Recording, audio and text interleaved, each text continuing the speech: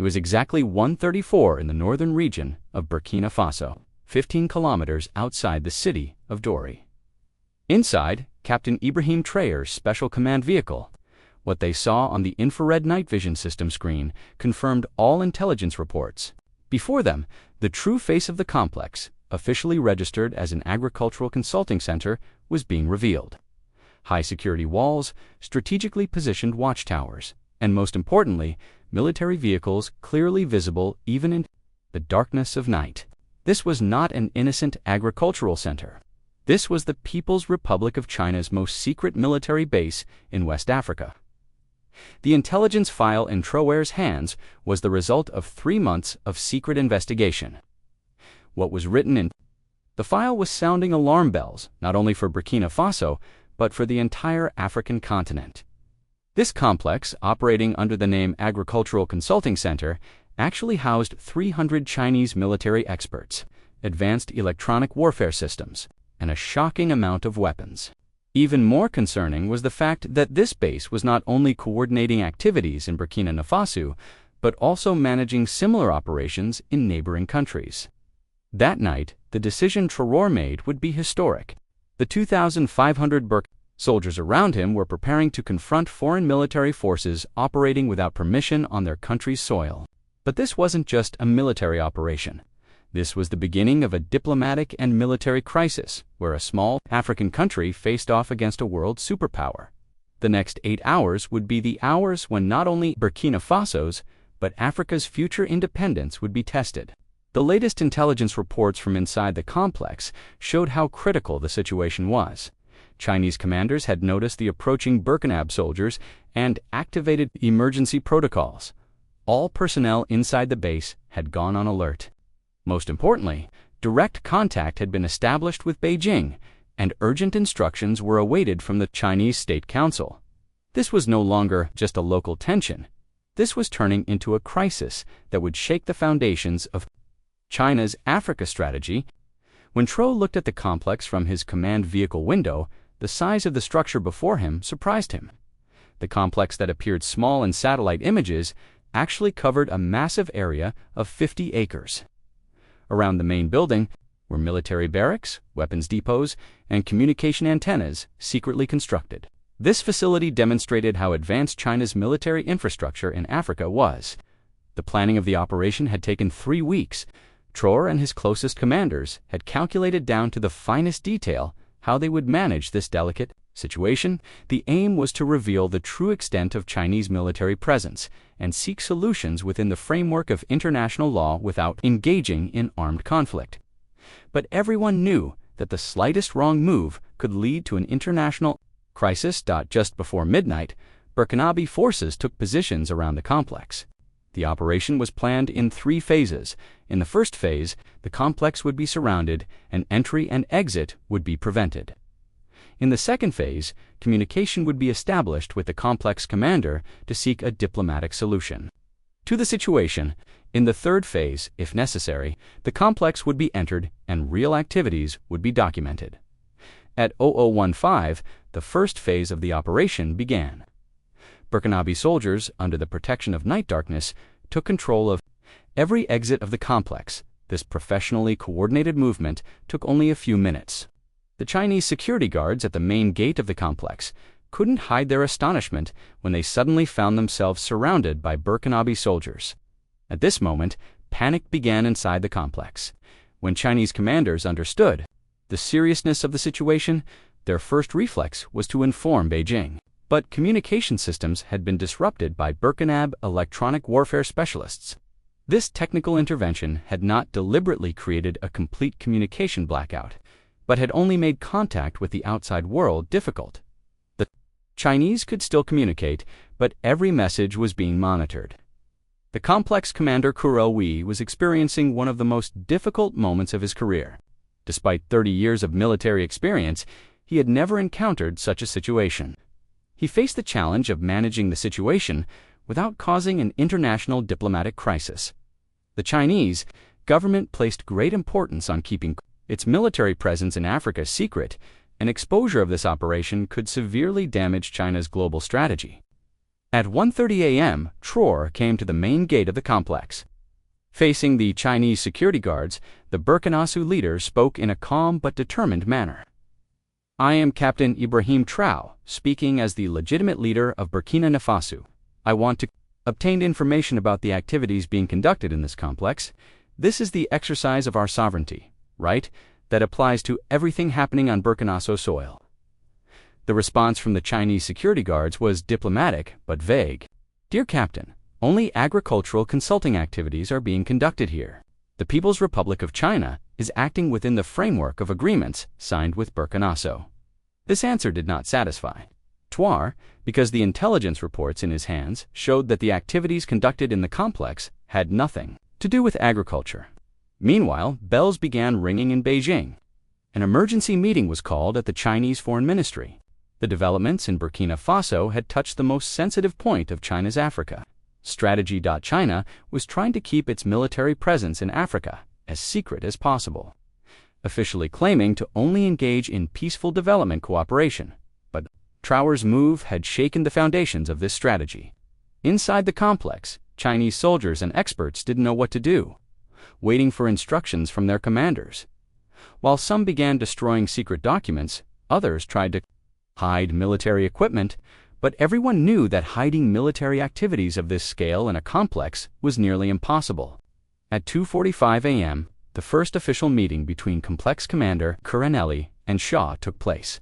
This meeting would be recorded as one of the most tense diplomatic moments between a small African country leader and a Chinese military commander in history. While we preferred to speak in Chinese, communication was conducted through an interpreter. Colonel Wei said, "Traore, I want to know the true nature of the activities conducted in this complex. I don't believe that agricultural consulting requires such heavy security measures." Wei's response was prepared, but not convincing. "Dear Captain, modern agricultural technologies are valuable assets and need to be protected. Also, we take necessary measures for the safety of our personnel." This diplomatic war of words was not yielding satisfactory results for either side. While Traore stated he wanted to see inside the complex, we refused this, citing security reasons. When the meeting began to reach an impasse, Traore made an unexpected move. He put photographs he took from his pocket on the table. The photographs were secret images taken from inside the complex: military vehicles, weapons depot, electronic warfare equipment. Everything was clearly visible. Wei's facial expression completely changed when he saw the photographs. While trying to understand how these photographs were taken, he also grasped how serious the situation had become. "How were these photographs taken?" asked Wei, with both surprise and concern in his voice. Traore's answer was brief but effective. "Colonel, this is my country. I have the right to know what's happening on my own soil." This sentence completely changed the tone of the meeting. We now understood that he could no longer deny 4 a.m. The first instruction from Beijing reached the complex. The Chinese government wanted the situation resolved through diplomatic channels, demanding that every measure be taken to prevent military tension from escalating. But, at the same time, the security of strategic equipment in the complex also needed to be ensured. In line with thus instructions, we developed a new strategy. He offered Traore a partial tour. He would try to prove that the activities were really agricultural by showing certain sections of the complex. But Traore approached this offer with suspicion, because the intelligence reports in his hands showed where the most sensitive sections of the complex were located. At 5:30 in the morning, the limited tours began. Traore entered the complex with his security team. The first areas shown were indeed agricultural laboratories and testing areas. But Traore's experienced eyes noticed that these areas could also be used for military purposes. Especially the soil analysis laboratories could also be used for explosive material analysis. The most critical moment of the tour was seeing the electronic laboratories. We tried to present the laboratories as agricultural data analysis centers, but Traore's technical advisors noticed that most of this equipment consisted of communication and electronic warfare systems, especially the satellite communication. Antennas and signal processing equipment had capabilities far beyond agricultural purposes. At 7:15, an unexpected incident occurred during the tour. A Chinese soldier coming from the restricted area of the complex was surprised to see the delegation and reflexively hid the secret documents in his hands. This moment was captured on security cameras that recorded everything. The expression on Wei's face showed that the situation was getting out of control. After this incident, Traore decided to end the tours. "Colonel Wei," he said, "what I've seen doesn't satisfy me. It's clear that military activities are being conducted in this complex. What I now request from you is to work in complete transparency with the BurkinaFaso government." V's response was a diplomatic evasion. "Dear Captain, we can discuss these matters between our governments." At 8:30 in the morning, the final phase of the 8-hour tension began. Traore requested that the Chinese personnel in the complex clarify their activities within 48 hours. He stated that the Burkina Faso government could make unilateral decisions. This ultimatum took the crisis to a new dimension. "We requested time to have urgent consultations with Beijing." Meanwhile, Burkinabe soldiers around the complex maintained their positions throughout the 8 hours of tension. No shots had been fired, but tension was at its peak. Both sides knew that the slightest wrong move could lead to an international crisis. "Dear Captain, my government accepts that the activities in this complex will be transparently shared with the Burkina Faso government. From now on, all operations will be conducted in mutual agreement." This offer meant a partial victory for Traore, even if he couldn't achieve the complete transparency he wanted. He had succeeded in bringing China to the table. "Colonel Wei," he said, "this is sufficient for a start, but from now on, no activity will be conducted secretly on Burkinafaso soil." The 8-hour siege thus ended with a diplomatic agreement. No blood had been shed, but the message was clear. Africa's new generation of leaders were determined to have control over their own territories. Traore's move resonated, not only in Burkina Faso, but throughout Africa. After this event, China's military presence in Africa took an important place on the international agenda. The African Union decided to investigate the situation of similar complexes in other countries. China, on the other hand, was forced to be more transparent in its Africa policy. Traore's bold move became an example of how small countries could struggle against great powers. The combination of diplomatic skill, strategic planning, and determined leadership could bring success even in seemingly impossible situations. After the operation, the true dimensions of the complex were revealed. China was indeed operating a regional military coordination center under the mask of agricultural consulting. This discovery led to questioning of other similar facilities in Africa International. Media characterized Traore's operation as Little David's challenge to Goliath. The 8 hours of tension had shown the world Africa's changing face and the bold approach of new generation leaders. This story became a symbol of modern Africa's independent struggle. Traore had won a great victory without using weapons, only with determination and diplomacy. Africa's future was in the hands of such brave leaders. In the days following the operation, reactions from the international community worried while the United States announced its support for Traore's demand for transparency. Being uncomfortable with its traditional ally Burkina Faso's bold move refrained from open criticism. The most interesting reaction came from neighboring African countries. The governments of Mali, Niger, and Ghana decided to examine similar facilities on their own soil.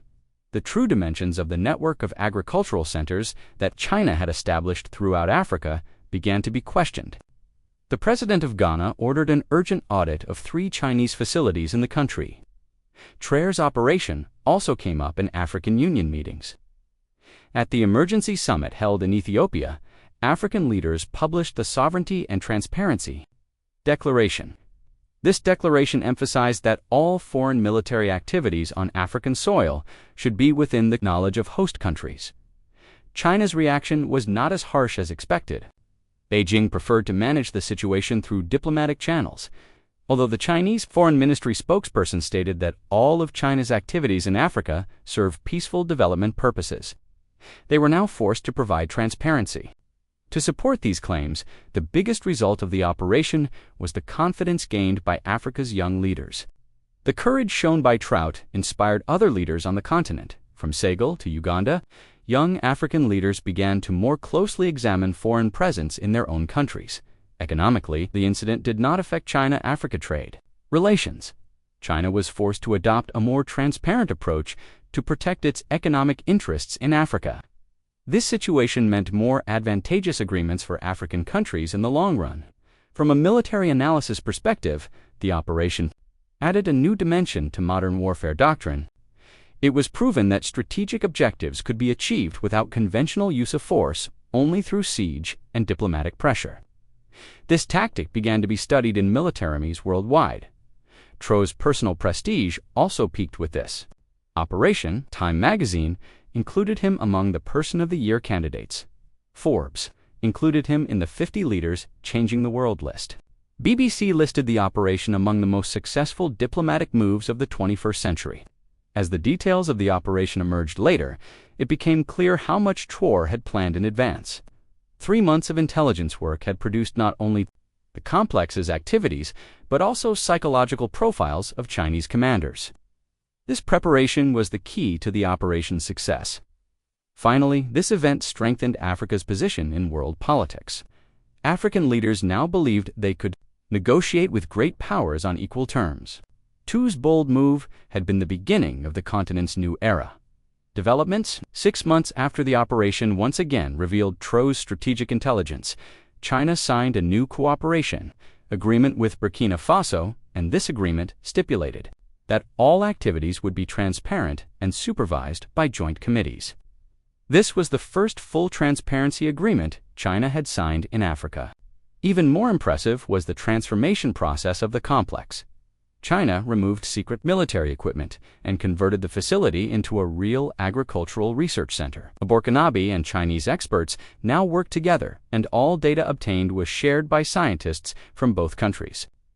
This transformation was characterized in international media as the triumph of diplomacy. Traore's operation also created a new security paradigm in Africa. The new African security network, called AFRIC, began monitoring all foreign military activities.